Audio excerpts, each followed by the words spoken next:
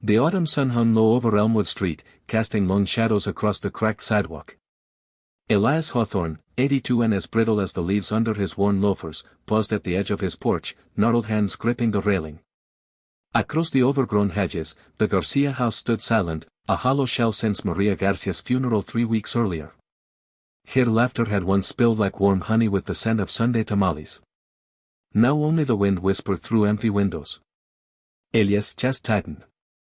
Ede shared more suppers with Maria than with his own scattered family. But it was her daughter, Elena, who haunted him most, the beautiful one with eyes like polished obsidian. She hadn't come back since the burial. Until today. He shuffled inside, sinking into his threadbare armchair. The house smelled of dust and solitude. A former mechanic, Elias lived on a modest pension and memories that replayed like a scratched record. Maria had been his anchor. The widow next door who traded stories for pie and slipped cash under his door when his lights threatened to go out. Neighbors, they called them. Family, Ede thought. A sharp knock broke the quiet. On the stoop stood Elena, dark hair cascading in waves, grief etched into her face yet radiant with quiet strength. Behind her, like a bouquet of wildflowers, stood her 6 siblings, Tomás, broad-shouldered with a toddler on his hip, Sofía, the paint-stained artist, Mateo, the family joker, Lucia, a sharp-eyed nurse, Javier, the quiet dreamer with engineering books, and little Rosa, barely 20, a violin case slung over her shoulder. "We've missed you," Elena said, enveloping him in a jasmine and rain hug. The others followed without hesitation, their presence filling the dim living room like sunlight through clouds. Tomás set the child down, Sofía draped Maria's shawl over Elias' shoulders, Mateo unpacked a cooler of tamales and flan. Chaos, beautiful and bewildering, swirled around him. As evening unfolded, the house came alive. Lucia checked his blood pressure, Javier fixed the flickering porch light, and Rosa coaxed a haunting Las Mañanitas from her violin, pulling long-forgotten tears from Elias' eyes. Sofía sketched the scene, Elias at the center, the Garcias orbiting him like stars. Tomás shared stories of Maria's final days, how she'd spoken of Elias not as a neighbor but as the uncle who mended their world. After dinner, under a sky pricked with stars, Elena knelt before him. "Mama said you were our 8th star, the one who lit the way when nights got too dark. She told us everything, how you paid for Tomás' first bike, drove Sofía to our class, sat with Mateo through fevers." Elias shook his head, overwhelmed. "She also said when she was gone, we'd know what to do." Elena handed him an envelope thick with papers, the deed to his house, mortgage paid in full by all 7 children pooling savings and side gigs. "We sold the old Chevy," Mateo joked, though his eyes shone. Lucia added, "Your meds are covered for life." Javier grinned. "Solar panels installed, no more electric bills." Rosa hugged him and whispered, "We'll play for you every Sunday." Elias' vision blurred. This wasn't a pity, it was reciprocity, a circle closing.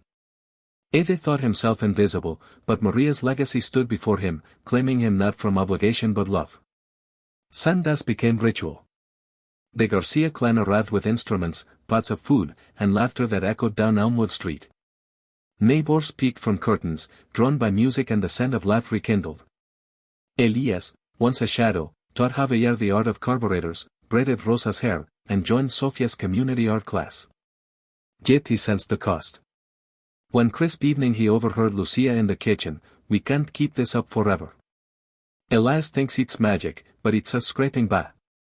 "Mama didn't raise quitters," Elena whispered back.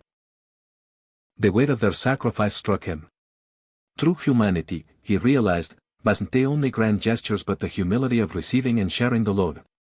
On a grey November morning, rain turning Elmwood to mud, Elias acted. Ede called his estranged son, Mark, the night before. By dawn a U-Haul rumbled up, Mark at the wheel, his wife and 2 grandkids tumbling out. Elias had also rallied the street, Amr Patel from the corner deli with samosas, the Ramirez family with a bilingual choir, even reclusive Mrs. Finley carrying a quilt stitched from her regrets. When the Garcias arrived expecting another quiet Sunday, they found a block party under rain-slick tents. Mark stood beside Elias, grandkids chasing Rosa's melody.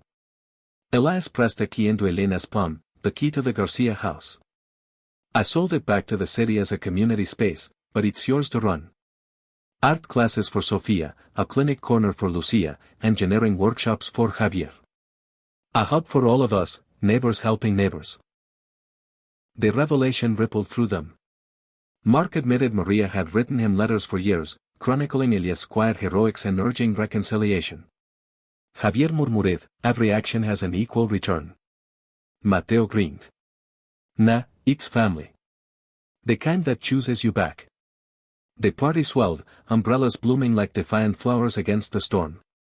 Mrs. Finley shared her quilt, Mr. Patel's samosas bridged cultures, Lucia set up an impromptu health fair, Sofia invited strangers to paint their hopes. Elena found Elias again, her hand in his. You turned our gift into a miracle, she whispered. Word of N-Wolf's revival spread through the city.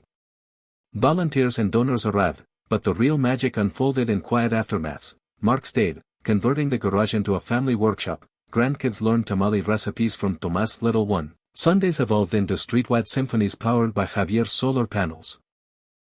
Elena launched the community hub as Maria's legacy, a beacon where single parents swapped shifts, artists mentored dreamers, and elders shared stories that healed young hearts. Spring brought new turns. Sofia's sketches drew a grant to expand Maria's legacy across the state.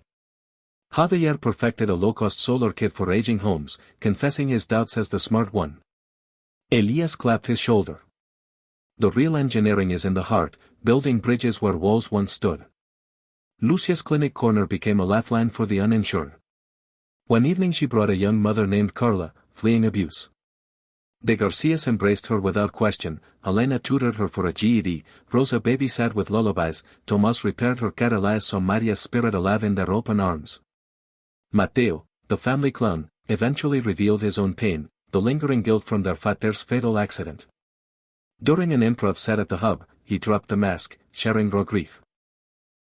The crowd met it with stories of their own fractures.